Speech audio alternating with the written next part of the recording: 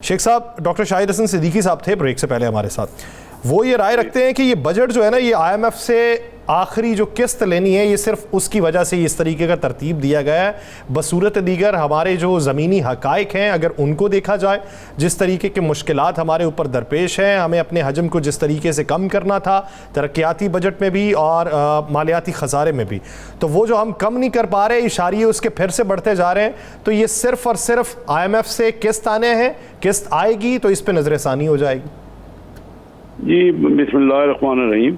देखिए, आईएमएफ जो बातें करते हैं ना, वो कोई पाकिस्तान की तरक्की की बातें, वो क्या कहता है कि ये जो एक्सप्लॉइटेड क्लास है ना, जो मराहत याफ्ता तबका है, उसको सब्सिडी नहीं दो, बल्कि सब्सिडी दो डायरेक्टली जो आम तबका है। जिस तरह अभी आप देख रहे हैं कि हमने आईटी की तालीम के लिए काफ़ी कुछ किया इस बजट में। हमने सारा सोलर के लिए, छोटे के किसानों के लिए 50,000 सोलर हम कहते हैं कि हम उनको कर्जा देंगे। उसके बाद आप देख रहे हैं बेनजीर इनकम सपोर्ट में काफ़ी फंड इंक्रीज किया गया। फिर आप ये देख रहे हैं कि मुलाजमीन की तनख्वाह में 30 और 35% का इजाफा हुआ। तो बहुत काफ़ी मुलाजमीन है। और फिर और ये आम तबके को ना, हमारी कोशिश थी कि टारगेटेड ये पहुंचे। और ये जो आप कह रहे हैं ना, ये क्यों रियलिस्टिक नहीं है। इस बार टारगेट हमारा था 7,600 का, इस साल का टारगेट था। अगरचे वो अचीव नहीं हुआ, 400 बिलियन कम एफपीआर का टारगेट वसूल हुआ, लेकिन अगर 7,600 के बाद हमने 21% इन्फ्लेशन रखा है अगले बजट के लिए। हमारा यानी एस्टिमेट है कि 21% इन्फ्लेशन कायम रहेगा और 3.5% ग्रोथ होगी। तो 25% अगर 7,600 में ऐड कर दें तो 9,200 हमने कोई रियलिस्टिक है। 7,600 ना भी हो, 7,400 का भी 25% जो है 9,200 बन जाएगा। तो ये तो कोई टैक्स तो इसमें हमने लगाया ही नहीं। रियलिस्टिक बजट है। और हम बजाय कि हम वही जो देखें 2-2.5 साल पहले 3 अरब डॉलर जो कि 78,000 करोड़ रुपए बनता है, वो पीटीआई की हुकूमत ने चंद अमीरों को दे दिए। और उनके नाम मुझे नहीं बताते। मैं रोज स्टैंडिंग कमेटी में पूछता हूँ उससे, स्टेट बैंक के गवर्नर से, और भाई मुझे बता तो दो किसको आपने 5-5 अरब और किसी को 10 अरब, किसी को 15 अरब दे दिए। कम से कम वो तो बता दो। आपको भी नहीं बताते, बांट रहे वो कहाँ से बट के। शेख साहब आपको भी नहीं बताते? मुझे भी नहीं बताते। मैं बार ऑफिशियल पूछ रहा हूँ। तो चेक तो करें, चेक तो करें कहीं आपके इर्द गिर्द बैठे लोगों में से कोई ऐसा ना हो। हाँ, हमारे सब ने, मेरे इर्द गिर्द वाले दोस्त जवाब नहीं लिया है, इसमें मैं कोई शक नहीं है। मेरे पे वो नाराज भी हैं कि आप ये पूछते क्यों हो, ठीक है ना। लेकिन ये मैं आपको बताऊं, असल में आप और हम जो है ना, हम हैं आम लोग, हमें तो कोई देता नहीं है, हमें कर्जा नहीं मिलता। आप लेके देखें, 1 करोड़ रुपया लेना हो, और ये बताइए कि हुकूमत ने खुद तो कर्जा ले लिया। इस वक्त हमारा कर्जा 60,000 अरब रुपए हो चुका है। 60,000 अरब पाकिस्तान मकरूज है, जो कि 24 करोड़ बंदों पे तकसीम भी कर लो तो 2.5 लाख रुपया फी कस बनता है। हर हुकूमत और बढ़ाती जा रही है। पीटीआई की हुकूमत ने बहुत ज्यादा कर्जा बढ़ाया। तो मैं ये कहना ये चाह रहा हूँ, सर माजरत से एक ही बात मैं आपसे हमेशा कहता हूँ, आप हमेशा जरूर सच्ची बात करते हैं। आप एक ही बात हर दफा कह देते हैं कि पीटीआई की हुकूमत ने कर्जा बढ़ाया। तो आपकी हुकूमत ने कौन से दूध की नहरें और शहद की जो सबीलें लगा दी? कहें कि हम सब ने किया। ये मैं तो कह रहा हूँ, पहले आपने मेरी बात शायद सुनी नहीं। मैंने तो कहा कि हर हुकूमत ने किया।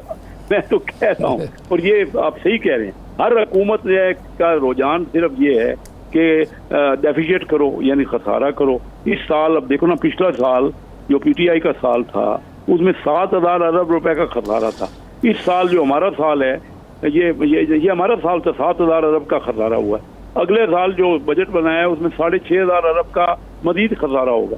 ये जो खसारा होगा ये महंगाई करेगा ना। अच्छा, ये 6,500 अरब ही 6,500 अरब का खसारा होगा। ये एस्टिमेटेड है सर। आज तक अगर हम किसी को मीट कर पाए हैं तो खसारे से ज्यादा ही निकल पाए हैं, और तो किसी टारगेट को मीट नहीं कर पाए। और मैं आपको बड़ी दिलचस्प एक बात बताऊं, एक फिक्रा मुझे कह लें। आज से 6-7 साल पहले ना, हमारा डिफेंस बजट था 10 अरब डॉलर, इंडिया का था 40 अरब डॉलर। इंडिया 4 गुना था डिफेंस बजट के हिसाब से हमसे। आज हमारा इस बजट में 6 बिलियन डॉलर हो गया।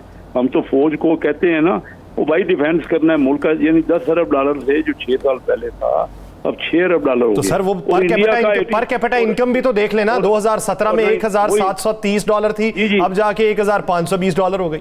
हाँ तो वो तो 2% कमी है हुई है ना। मैं तो 40% कह रहा हूँ कि हमारा बजट कम हो गया है डिफेंस का, $10 अरब से $6 अरब इस बजट में। और मैं दूसरी बात कर रहा हूँ नहीं, शेख जी, साहब, बैरूनी शेख बैरूनी दारों के साहब, पैसे बढ़ गए हैं ना सर वैसे। एक फिक्रा सुन ले बस। जी, जी। इंडिया 4 गुना था तो आज वो 14 गुना हो गया उसका डिफेंस, यानी हमारा $6 अरब है तो उनका $84 अरब। जी आप बात करें। शेख साहब, आप इस बजट से मुतमिन हैं? मैं इसलिए कह रहा हूँ कि आज आपकी बात को मैंने रिकॉर्ड का हिस्सा रखना है। आप मैं इस मुतमिन नहीं हूँ। आप मुतमिन नहीं है, देखिए ना, बड़ी अच्छी बात है, जो कि आप हमेशा वो बात करते हैं जो हक और सच की हो। नहीं, मैं समझता हूँ कि बहुत ज्यादा ग्रोथ की तरफ हमें करना चाहिए था, हमें एक्सपोर्ट वाली इंडस्ट्री को फैसिलिटेट करना चाहिए तो था। आप लोगों से मुशावरत हुई थी बजट से पहले कि ये पेश करने लगे? इस बार पहली बार है कि प्राइम मिनिस्टर साहब ने मुझे तो कई कमेटियों में मुशावरत में रखा है, जो हकीकत है वो है। लेकिन देखिए, मुशावरत होना अपनी जगह पे, उस पर अमल भी किया है थोड़ा। ये जो SME के ऊपर ना खास तौर पे मैंने जोर दिया था कि भाई SME को करदा बहुत अच्छा काम। शेख साहब, वो पंजाबी में कहते हैं ना, सुन्नी सारे दी करनी अपनी। नहीं, इस बारी देखे ना, ये जो SME को बैंक कर्जा नहीं देते। हमारे यहाँ SME को टोटल कर्जे का 7% मिलता है और बड़ों को 93% मिलता है। और बांग्लादेश में 12% छोटों को मिलता है, यानी हमसे डबल मिलता है उनको टोटल कर्जे का। अभी इस बार ये रखा है क्योंकि बैंक देते नहीं है, हुकूमत ने कहा है कि अगर बैंक को कोई नुकसान होगा SME को कर्जा देने में तो 20% उसके नुकसान का हम भर देंगे। ये बहुत बड़ा स्टेप है जो इस बार मेरे कहने पे ये रखा है। अच्छा शेख साहब, जो बड़ा बजट रखा गया है इलेक्शन के लिए, इलेक्शन हो रहे हैं? हाँ जी, इलेक्शन इंशाल्लाह हो रहे हैं। इलेक्शन के बगैर कैसे चलेगा? आपने कहा था ना कौमी हुकूमत की तरफ से आ रहे हैं, मैं इसलिए पूछ रहा हूँ। नहीं, मैंने कहा था, बिल्कुल कहा था कि मेरा जब 100 साल पहले की बात है, जब इलेक्शन वो कहते थे, मैं कहता था, उस वक्त कह रहा था कि इलेक्शन का वक्त नहीं है, हमें मिल के करे ना। ये साल पूरा हमने झगड़े में गुजार दिया और उसका रिजल्ट तो आपने देख लिया कि 0% ग्रोथ है, 0.25%, यानी 1/4% ग्रोथ है हुई है। और हमारी पर कैपिटा भी कम हो गई। आपने दुरुस्त कहा, आप सही कह रहे, इलेक्शन इंशाल्लाह हो रहे हैं। इलेक्शन के बगैर कैसे चलेगा? आपने कहा था ना कौमी हुकूमत की तरफ से आ रहे हैं, मैं इसलिए पूछ रहा हूँ।